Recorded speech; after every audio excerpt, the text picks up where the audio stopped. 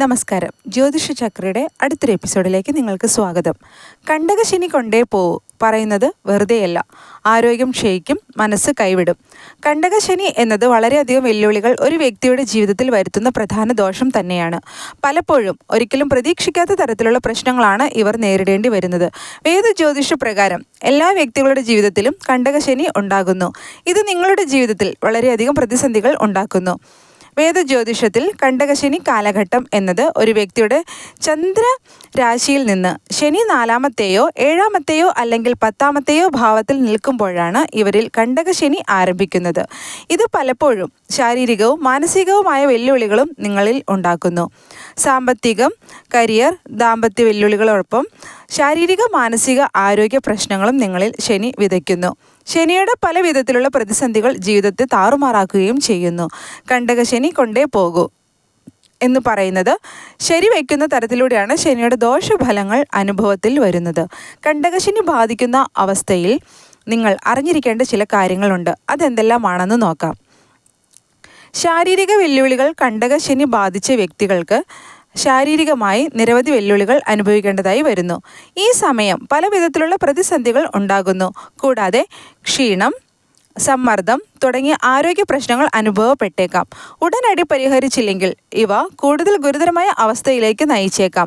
ഈ പ്രത്യാഘാതങ്ങൾ ലഘൂകരിക്കുന്നതിന് പതിവായി പരിശോധനകളും സന്തുലിതമായ ജീവിതശൈലിയും ശീലിക്കുക.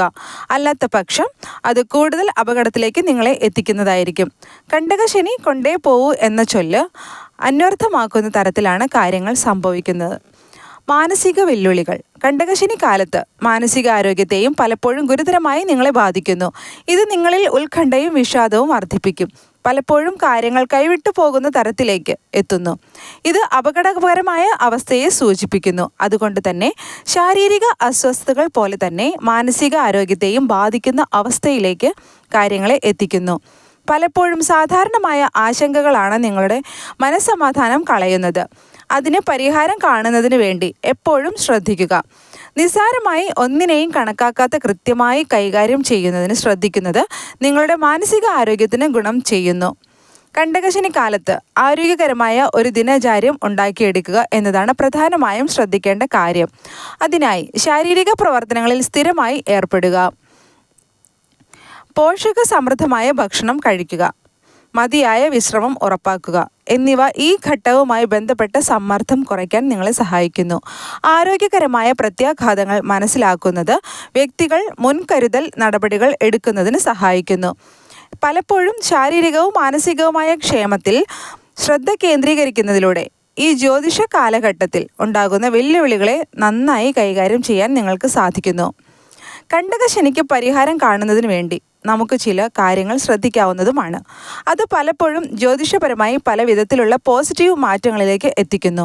പലപ്പോഴും കണ്ടകശനിയുടെ സ്വാധീനം കുറയ്ക്കുന്നതിന് വേണ്ടി നമുക്ക് ശനിയാഴ്ച വ്രതം അനുഷ്ഠിക്കാവുന്നതാണ്. ഇതുകൂടാതെ കാക്കയ്ക്ക് ഭക്ഷണം കൊടുക്കുക, അയ്യപ്പ സ്വാമിയെ പ്രാർത്ഥിക്കുന്നതും നീരാഞ്ജനം വഴിപാട് നടത്തുന്നതും വളരെ നല്ലതാണ്.